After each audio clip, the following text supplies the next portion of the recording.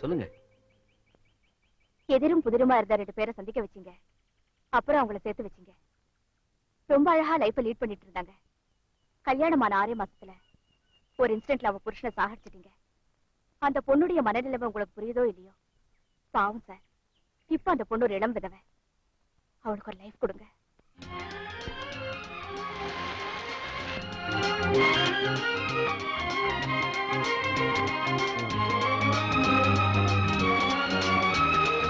அந்த பொண்ணு ஒரு இளம் விதவை.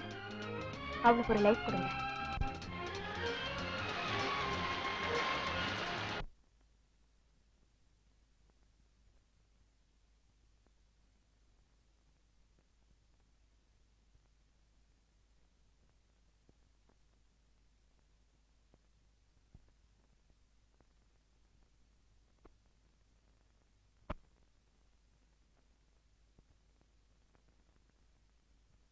அந்த வேலை இருக்குது, இந்த வேலை இருக்குதுன்னு வராம இருந்துறாதீங்க.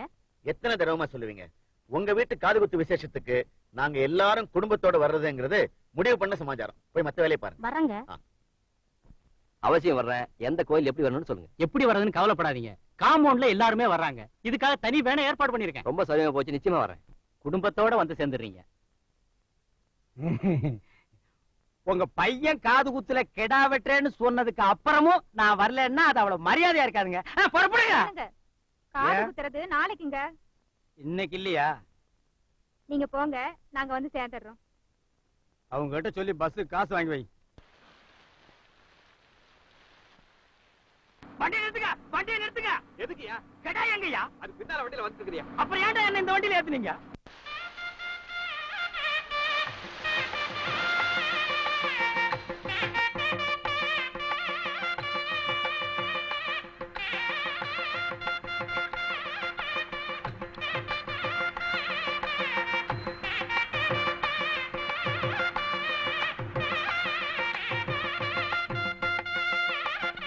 ஏங்க, மொட்டை அடிச்சதுக்கு அப்புறம் கெடா வெட்டுவாங்களா இல்ல கெடா வெட்டதுக்கு அப்புறம் மொட்டை அடிப்பாங்களா? எனக்கு அதெல்லாம் தெரியாதுப்பா.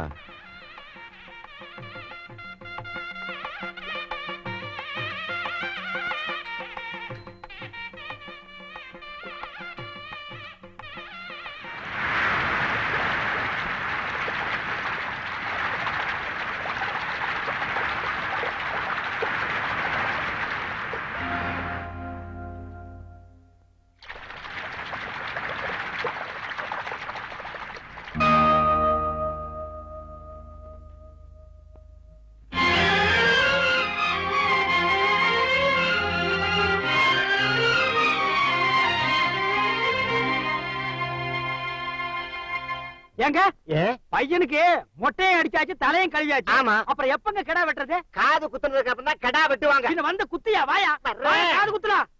எல்லாரும் குத்துவோம்.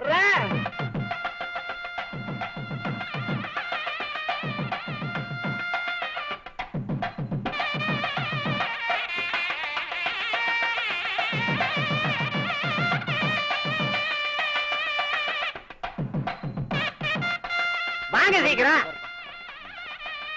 ஏங்க, காது குத்துனதுக்கு அப்புறமாவது கெடா வெட்டுவீங்களா இல்ல என்ன மட்டும் விட்டுட்டு ஓடி போயிருவீங்களா? அடாடா சும்மா இறையா. யோ, நீ என்ன காது குத்துறியா மண்டை குத்துறியா? நாங்க காதும் குத்துவோம். சரி குத்துறா. குத்துறேன். குத்தியாச்சு, வாங்க போய் கெடா வெட்டலாம். காதே குத்துறையா? கத்துனா அதானே.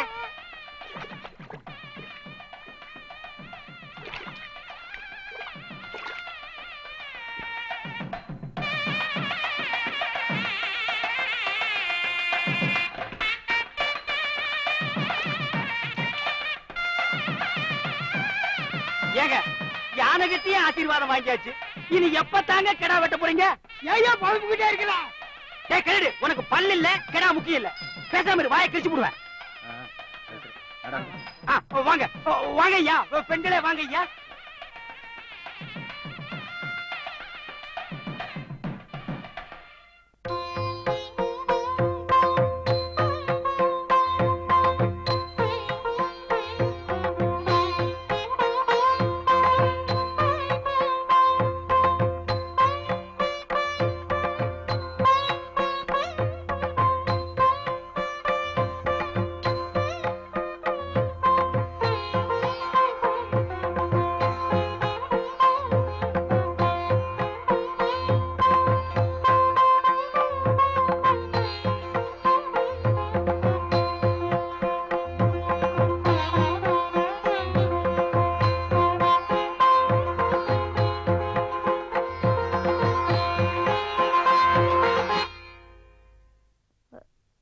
சாமி கும்பிட வந்தீங்களா? கும்பிட கும்பிடணும்.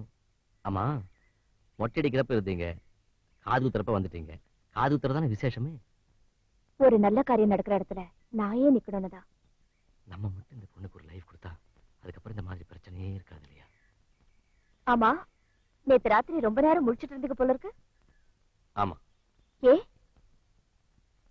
நீங்க சொன்ன மாதிரி அந்த பொண்ணுக்கு வாழ்க்கை தரத்தை பத்தி யோசனை பண்ணிட்டு இருந்தேன். முடிவு பண்ணிட்டீங்களா? முடிவு பண்ணிட்டேன். நான் பண்ண முடிவை மத்தவங்க ஏத்துக்குவாங்களா? நீங்க எடுக்கிற எந்த முடிவா இருந்தாலும் நான் ஏத்துக்குவேன்.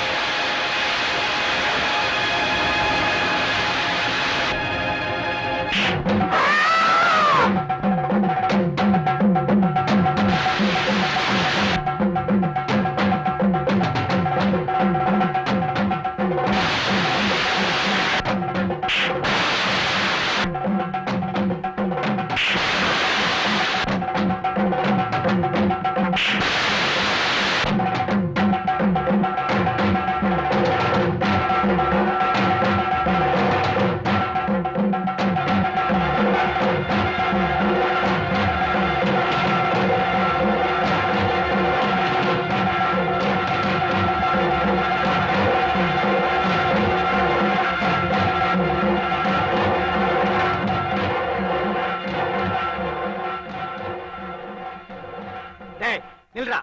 எனக்கு அப்பவே தெரியும் நீ இந்த மாதிரி வேலையை செய்வேன்னு. ரோட்ல போற ஒரு கன்னி பொண்ணுக்கு தாலி கட்டுறதும் விதவைக்கு பொட்டு வைக்கிறதும் ரெண்டுமே ஒண்ணுதான்டா. அவர் மேல தப்பு இல்ல.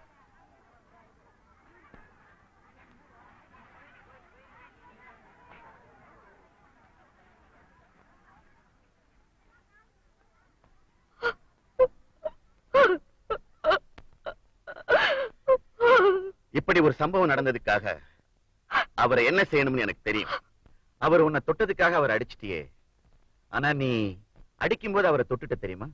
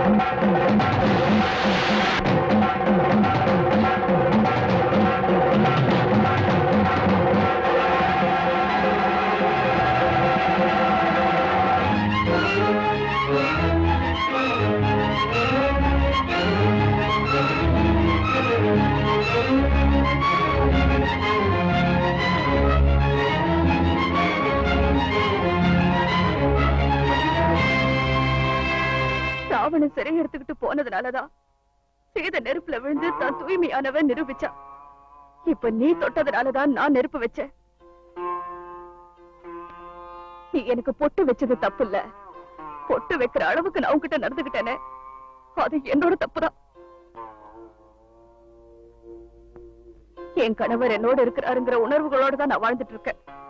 இல்லைன்னா தற்கொலைங்கிற அந்த கோழைத்தனமான முடிவுக்கு நான் எப்பவோ போயிருந்திருப்பேன். என் கழுத்துல தாலி இல்லாம இருக்கலாம், ஆனா என் உடம்புல இருக்கிற எல்லா நரம்புமே அவர் கட்டின தாலிதான்.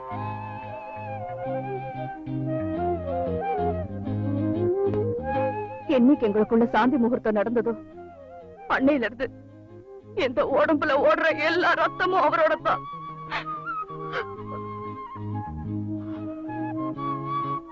இதுவரைக்கும் நான் எத்தனையோ கதாபாத்திரங்களை உருவாக்கியிருக்கேன். ஆனா உன்னோட கதாபாத்திரத்தை தான் என்னால புரிஞ்சுக்கவே முடியல. ஒரு வசந்தத்தை பத்தி எழுதுக்காக காஷ்மீர் போனேன், வறட்சியை பத்தி எழுதுக்காக ராஜஸ்தான் போனேன், ராணுவத்தை பத்தி எழுதுக்காக லடாக் போனேன். உங்க வீட்டு காம்பவுண்டுக்குள்ள வந்ததுக்கு அப்புறம் தான் டீ எழுத ஆரம்பிச்சேன். ஆனா உன் மனசுங்கிற காம்பவுண்டுக்குள்ள என்ன இருக்குன்னு என்னால புரிஞ்சுக்கவே முடியல. இதுவரைக்கும் ஒரு எழுத்தாளங்கிற முறையில பெண்மை பத்தி நான் பேனாவில் மட்டும்தான் எழுதியிருக்கேன். ஆனா நீ நெருப்பிலேயே எழுதிட்ட.